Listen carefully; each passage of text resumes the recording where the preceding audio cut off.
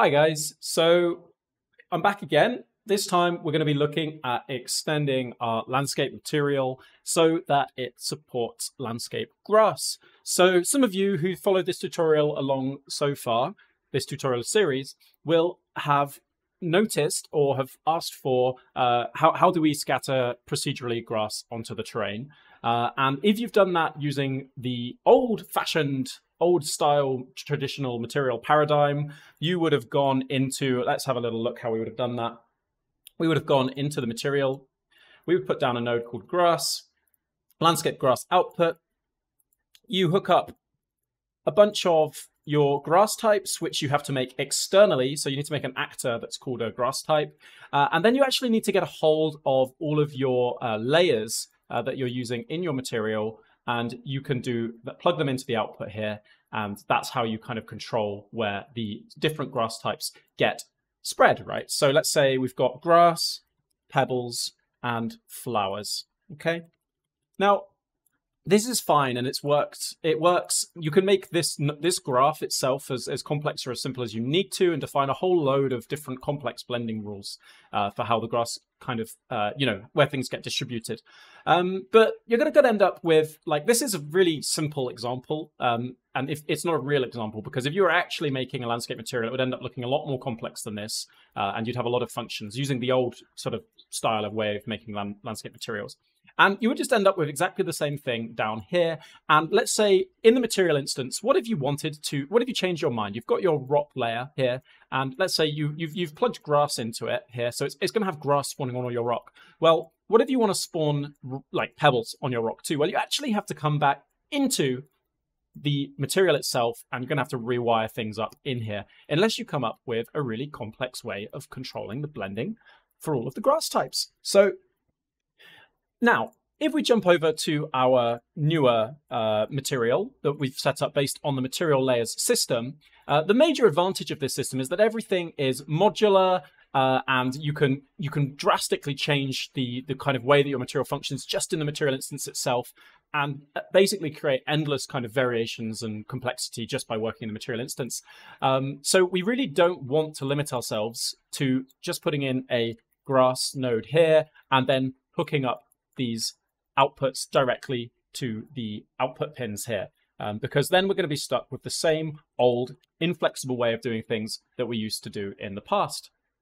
So, okay, that's all kind of like a little bit of theory and reasoning, or at least not. I'm trying to set up like the premise for like, okay, so let's do this in a better way. What if we could take the output of our layers system here and kind of break out some material attributes, or like, let's say, get material attributes. And let's say we can get the grass types directly from the get material attributes, rather than having to like wire them in directly in here. Well, what's the benefit of doing that? The benefit of doing that is that then we can actually set up inside of each layer. Let's say, let's go to the layer parameter. Let's go to the grass layer. We can set up a parameter in here saying, okay, well, let's say grass density, flower density, rock density. That means that in the material instance, inside of each layer, you're going to have the ability to customize on the fly the different kinds of grass that get spawned for every layer. And this is orders of magnitude better, simpler, easier, and faster to work with as an artist than having to go in and just manually kind of wire up these outputs, do some kind of like, I don't know, multiplying with like, I don't know, slope masks, whatever you want. Because this is a really static and inflexible way of doing things. And it ultimately leaves a large portion of like, how does this terrain actually look, up to the person who is kind of designing the master material. And that's not what we want. We want the end user, the artist, to have as much control and flexibility as they possibly can. Okay, now another advantage of doing this approach where you put weights for the different grass types inside of each layer is that you can actually just go ahead and you can add a new layer. It's going to take a moment. And once that's created, you could actually just have that be a grass only layer. So this one is not going to be responsible for how the terrain gets textured. It's just a layer that we're putting at the top of our stack that's going to overwrite all of the previous layers in relation only to what kind of grass gets scattered on its surface. So I hope you can see that this is going to be like a really flexible, powerful, and just all-around better way of setting up our grass types in a landscape material. Now, I know that you want to see a visual result. You want to get to an end visual result as quickly as possible, but we're going to do things in the abstract to begin with. We're just going to use native Unreal primitives to look at how this scattering functionality is going to get implemented inside of the material. And then towards the end of this workshop, we're actually going to go and find some nice Unreal Engine Marketplace material meshes to hook into those grass types. So let's jump inside of the m_landscape god tier. And we've just kind of played around a little bit, and I've briefly explained to you how we are going to kind of think about approaching the grass distribution. So we want it to come out of our landscape layers. That means we need to have a parameters inside of each of our layers, inside of the ml_landscape basic, which controls the grass density. So let's just go ahead and let's just add some parameters before we think about anything else. Let's think about what we're going to call them. So I'm going to hold S to put down a scalar parameter. I'm going to call this grass density. I'm going to put another one down. I'm going to call this pebbles density. I might change these later. And let's go with flowers density. So, okay, we've got some scalar parameters which are going to be responsible for controlling what kind of like grass is going to get spawned inside each layer. But we need to somehow pipe these through to this output grass. So how are we going to do that? Well, we've got this set material attributes here, and you can see that we're setting the base color, specular, roughness, normal, and ambient occlusion. So we're only using 5 channels of the material attributes currently. Well, actually, we're using a few more than that. So what do I mean? How come we're using a few more than that? Well, let's go back up to the master material. And let's go and have a look at our landscape layer samples. And you can see we've got our grass, rock, and sediment samples. So these are the samples which sample the weight maps that we've brought in from Houdini. And we're setting some more material attributes here, which is then getting passed into the material attribute layers. We're setting the customized UV1 and UV2. So we've already seen one example of how we're kind of abusing the material attributes to pass through some arbitrary data, right? These custom UVs, these are essentially just data slots. So it's kind of helpful to think of these in this context as being 2-channel vectors that can be overridden with whatever we want. So we're only using 2 of these, UV1, UV2, but we might want to set up some more layers than this. So I'm just going to add another customized UV3 3 here for later, in case I want to extend this material to have more layers on the train that it can sample from. Right now we're doing 3, and having the customized UV3 there, plus this unconnected Y part of the make float 2 here, that's gonna equal 3 more layers that we can add as like the weight maps for this terrain. So I've just kind of like put that in there so that I remember not to use the customized UV3 for anything else.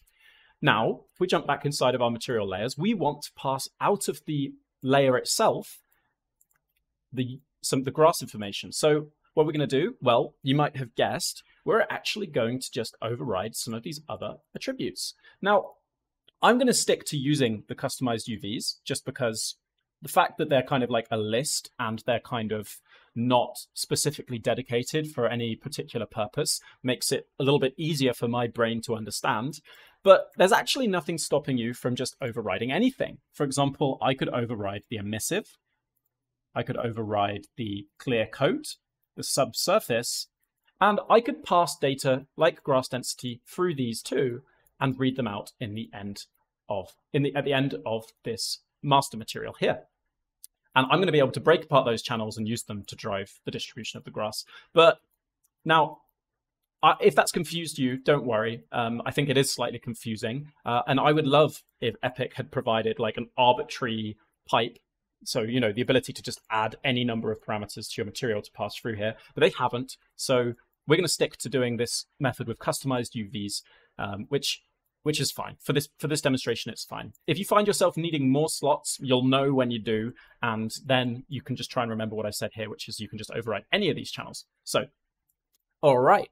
We're setting some material attributes, and for the sake of organization, I'm not going to set them in the same point as I've been setting the material surface parameters for the terrain itself, which is here. I'm going to do another set material attributes after the fact, which is going to be dedicated just to the grass. So I'm going to hold Control and left click and drag this into the material attributes to rewire that in there. And then I'm going to left click and drag and put that in there. Now, because UVs have two channels, remember, I'm going to make a float 2. So that's the X and the Y, or in this case, just an arbitrary float for each channel. And I'm going to plug grass density into the X, pebbles density into the Y. I'm going to make another float 2, plug in there, and again, the X. And now we're going to remember that we use UV5 and UV6. Okay, so now we jump back into our master material. Out of the landscape layers, we're going to go get material attributes here. And then from this get material attributes, I'm going to hit the little plus icon, and I'm going to get the UV5, 6, and 7. And remember, we're just using the 5 and the 6 at the moment. And I'm going to do a break float 2 component for each of those channels. And then I'm going to plug that in there and that in there. And we're not going to worry about setting them all up now. This is enough for the time being as a demonstration. So, okay. We've got our layer inputs, our weight maps coming from the landscape system in Unreal. We've got our actual layer system set up here. We've got our layer material output over there. And now we've also got our grass output down here too. Now, if you want to tidy things up slightly so you don't have this kind of like splitting taking place here, there's actually now a way to do this inside of Unreal as of 4.27 and in 4.5 and in Unreal 5. So you can add a named reroute declaration. So I'm going to call this out material. I'm going to call this material layers, layer attributes. There we go. I'm going to just hold Control and left click and drag to pop that in there. I'm then going to hook this up here. I'm going to disconnect the get material attributes down here. And I'm now going to search for, actually, I'm not even going to search. I'm just going to copy and paste this material layer attributes. And I'm going to rename that to the same name. Now, oh, does that not work? Let's go material layer attributes. Okay, so I did that wrong. I just hooked that. I just searched the name of whatever I called that node there. And we're now going to find that without the input pin, just an output pin. And you can see the way this works is exactly the same as doing this kind of pin connection here. It's just a little bit tidier and helps us to kind of break apart our logic a little bit more. So I can call this grass. I can call this weight map inputs.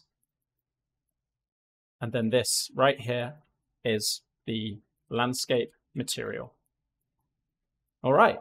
So this is looking pretty simple, right? This is like very easy to understand if you excuse kind of like this making floats and packing things into the UV channels, although that's probably the only really complex thing about this setup. And even that's kind of just takes getting used to. And then inside of the material layer itself, this is also fairly simple because we just have one material layer, which could be tidier, but I'm not going to worry about that for now. And then we have this kind of like grass stage. So we're going to go set up grass densities here. And let's go and comment this as well and just call this layer parameters. So we've got a dead simple landscape layer and a dead simple master material. So we've done all of the kind of like back-end stuff, but that's still not resulting in a visual output on the landscape. And yes, I know this material is looking a bit ugly right now, and that is simply because we don't have the appropriate textures, which we'll get to in a future episode, tutorial. So going back to the grass, we actually just need to make sure we've got some landscape grass types set up. And at this point, you can see I haven't really thought about like organizing my data types, my objects at all. So this is kind of like the point at which I'm going to take the time to do that.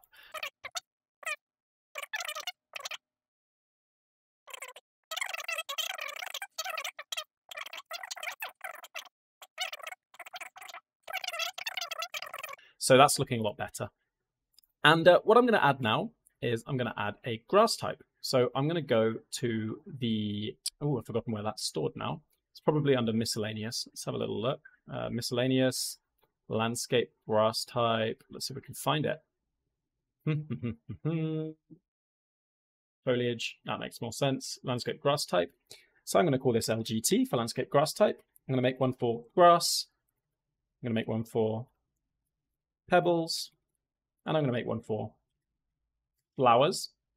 I'm going to go into the grass, and I'm going to make the grass, for the time being, be a simple cube. I'm going to go into the pebbles, and I'm going to make the pebbles be a simple cylinder. And I'm going to reduce the density, otherwise Unreal is going to die. I'll do that for the grass too. And we're also going to do the same for flowers. The flowers are going to be sphere. And I am going to really reduce the density for the spheres because they have a lot of polygons. Okay, so we've set up our placeholder landscape grass types just to see something visual happening. And we need to go back into our master material, m_landscape, got here in this case. And we're going to go to the grass output, and we're going to make sure that the grass type for grass points to grass, the grass type for rock points to pebbles, and we're going to rename rock to pebbles 2, just for the sake of clarity. And hit apply and save. And now, if we go into our material landscape layer, into our material instance, what we should see is under the scalar parameter values, we now have the flowers density, grass density, and pebbles density, but they're all kind of like thrown in with the actual material parameters. So we're just going to fix that quickly by jumping back into the material layer. We're going to go over to our right-hand side here, and we're just going to set the group to be grass types. Nice and simple. Apply. Save. And here we are. We've now got, inside of all of our layers, this grass types drop down. See how much simpler that was than doing it any other way? Like doing it in the way where you would have to, like with the old method, without the layer system, you'd have to go and rename everything inside of all of your functions to put things in groups. It was an absolute nightmare. And we're already getting something. So we're getting a scattering of rocks, and we're getting a scattering of, when I say rocks, I mean cubes and cylinders. So why are we already getting something? Let's have a little look back inside of our material instance, and let's just open up let's open up the grass layer. That's kind of our most basic layer, apart from the background. And let's expand that grass types drop down, and we're going to see flowers, grass, and pebbles are all set to 0. So why are we seeing anything at all? Well, this is just one of the little gotchas of using this method, and we just need to do one additional simple step, which is we need to remember that we've set up this background layer which has no information in it. And we just need to make sure that we go in there, we set material attributes, we set our material attributes that contain the grass layers 5, 6, and 7, to all be 0. So we're basically just telling the basic underlying terrain, the nothing, to not have any grass, because the UVs by default is a non-zero value. So we're just forcing it to be a 0 value across the entire terrain as a default. Now, if we have a look in here, we can see we're not getting any grass, which is what we would expect. And if we go into the material instance, we go down to those grass types now inside of the grass layer. And we can actually, let's just set the grass density to 1. We'll wait for the grass maps to build. And now you see that we're getting just the cubes, and they're only spawning where we have grass underneath. And not only that, doing it this way means you can obviously control the density too, which is an additional nice thing to have. So we could go, okay, on the grass, we want to have a grass density of 1. We want to have a pebble density of 0.2. There you go. We're starting to get a mixing in of cylinders. And let's go with flower density of 0.2 as well, or maybe 0.5 for the flowers, because they're less dense inside of the grass type. Anyway, there you go. Now we're getting, oh, well, we're not going to get anything because back in the master material, we haven't yet hooked in the flower layer of grass. Okay. So we've set up the controls for the grass. It really is that simple. And now we're going to go and find some actually good looking grass. So of course, I'm going to go to the Epic Games Marketplace. And I'm just going to get a kind of one of my favorite packs. I've already downloaded it. It's free. It's by Nils of Project Nature. Let's have a little look. Okay, can't find it by searching. Epic needs to work on their search kind of functions and filter functions for library content. It's long overdue. Where on earth is it? Dun, dun, dun, dun, dun, dun. I really can't find it. Could it be this? I don't think it's this. It is this. Interactive open world foliage by Project Nature. I'm just going to go and have a look at all of their packs quickly. All of his packs, I should say. Optimized grass foliage pack. That kind of sounds like what we're looking for. I'm going to add to project, and we're going to choose, I'm going to choose the workshop. So you just choose whatever one you have. As you can see, it's completely free, and it'll just take a while to download and install because it's got quite a lot of content in it. Got quite a fast connection, so at my end, it was reasonably quick. And if I see now, I go into the PN grass library, and I go into the meshes, grass mesh, you can see I got a whole load of grass types. The ones I'm interested in are right down at the bottom there, these ones called low grass. That means like low poly grass. So, okay, I'm going to open up a second content browser up here. So you can go up to a window, and then you can go to content browser, and you can open as many as you like. So I'm going to open a second one over here. I'm going to make sure that I'm in the relevant folder. So I'm just going to search LGT for landscape grass type, and I'm going to hit, once I'm going to select it and press Control B to jump to that folder. And I'm going to go into the landscape grass type grass. Let's just have a little look. Let's just go for that first one there, low grass. All right, so it's just, it's having to compile some shaders, which is why it's taking a while to think.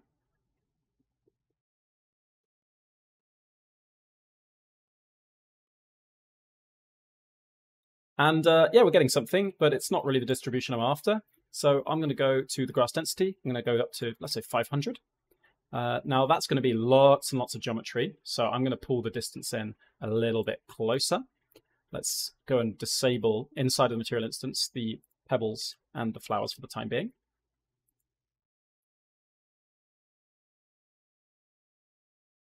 And yeah, let's just make it nice and dense and nice and close to the viewer. So let's go with 1,000, 5,000, like so.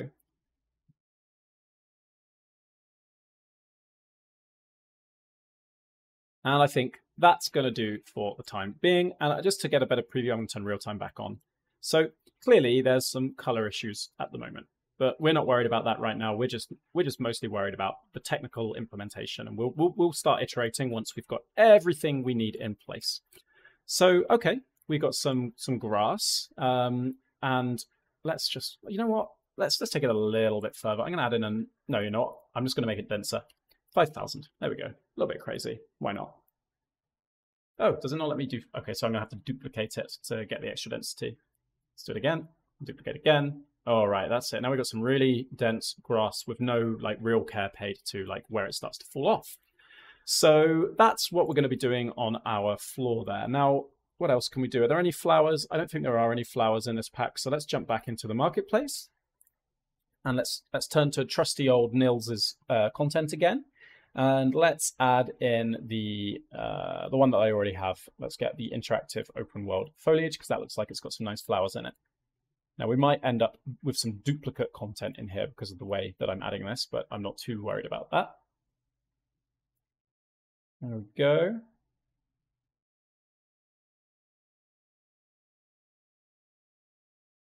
PN grass library and PN open world foliage. Meshes. And there we go. That's looking slightly different. Good. It doesn't look like I've gotten any overwritten content. And we've got the open world flowers. So I'm going to go into my landscape grass type flowers, and I'm just going to add, let's go and add both. Why not? Override the sphere.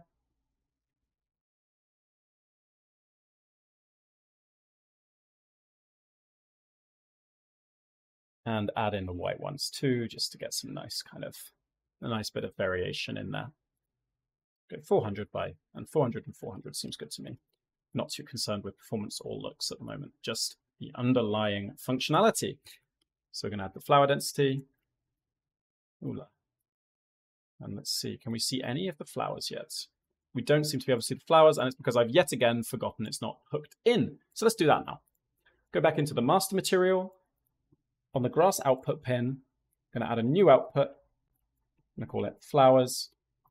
and we're going to select the LGT flowers, and then we're going to hook that into the R there. Now, I'm also going to double check that inside the material layer that is actually hooked in, and we can see it is, so that's what we're looking for. I'm going to go and save the master material.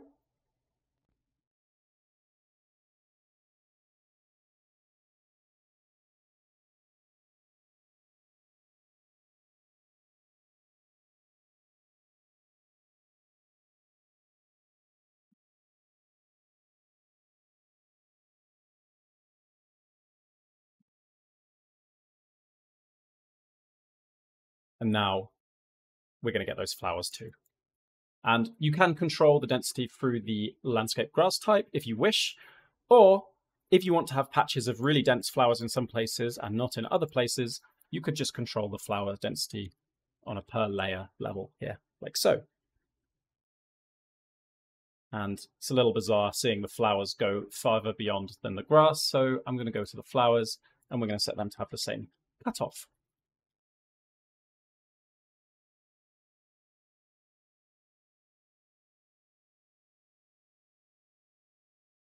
Ta-da! Kind of. So there you have it. We could also add in some, some grass types that only spawn on the slopes or on any of the other layers, and it's all very, very easy to do and set up using this kind of approach. Now, obviously, this isn't looking the best at the moment. It's super bright, and in relation to the terrain itself, so we need to really think about brightening up that background terrain significantly because the colors for the terrain textures are way too dark. They're not appropriate, and we haven't got like a nice choice between like distance textures and background textures. So before we finish up the grass and start looking into how to blend that with the terrain using runtime virtual textures, we're going to go back and revisit the textures on the landscape and do our first kind of iteration on those, I suppose, after the initial implementation. And it's going to look a whole lot better, I promise you. So thanks for watching and listening. I hope you found that useful. I'd love you to let me know what you think about that method of setting up grass, or if you run into any issues. I might not reply straight away, but I will probably reply since right now there's not too many of you. All right, I'll catch you next time.